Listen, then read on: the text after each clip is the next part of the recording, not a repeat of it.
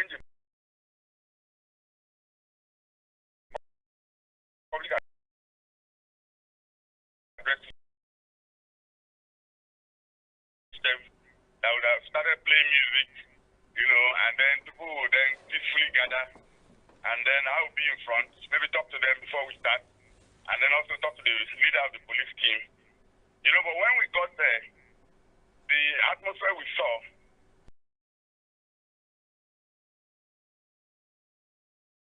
was not very friendly. When policemen are coming for a friendly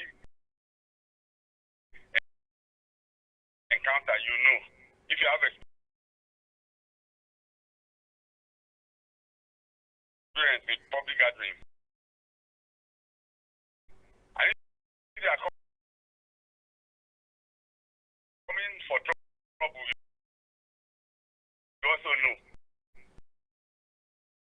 So when I saw that the policemen were looking very hostile, even though many of them were looking hungrier than us, and actually looked like they deserve palliative.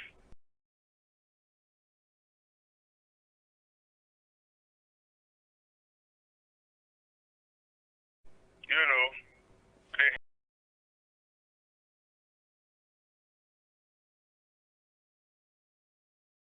had been given orders. We didn't know the kind of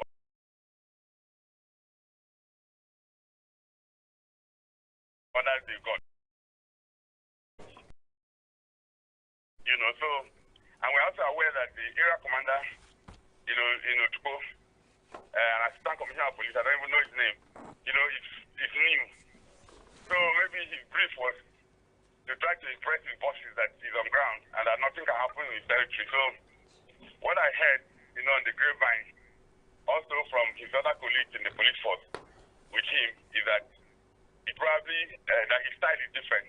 Okay. And that it's difficult to dialogue with.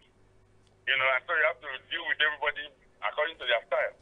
The one who just retired is a community policing person. He can engage with you. He goes to communities to sit down with their leaders, hold meetings, even drink, soft drinks because he doesn't take alcohol. But he's a very friendly person. Okay. But I hear when he just retired, and some other persons came and took over from him. So, of course, with every boss, there's a change of style. Yeah. So when I noticed that there was a possibility of a confrontation, I told my people that there was no need for a frontal confrontation. So I feel that the point had been made, and nationally, things were already happening in other places. So why would we go into a fight with the police when it was not necessary? Mr. Madaki? So we just decided to step down. Okay, Mr. Madaki, while they rounded up, the policemen rounded up the people that they did round up, and they dispersed, what do you think was inferred in the minds of the people as they did leave the place they converged? What do you think they left in their mind with?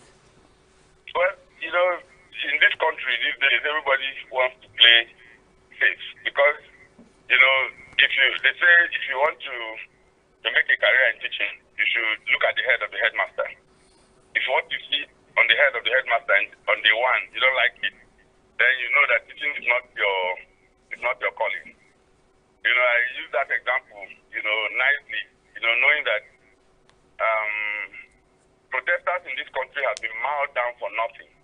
Look at what happened in Niger State yesterday. I understand 6 people were shot in cold blood for stepping out to protest.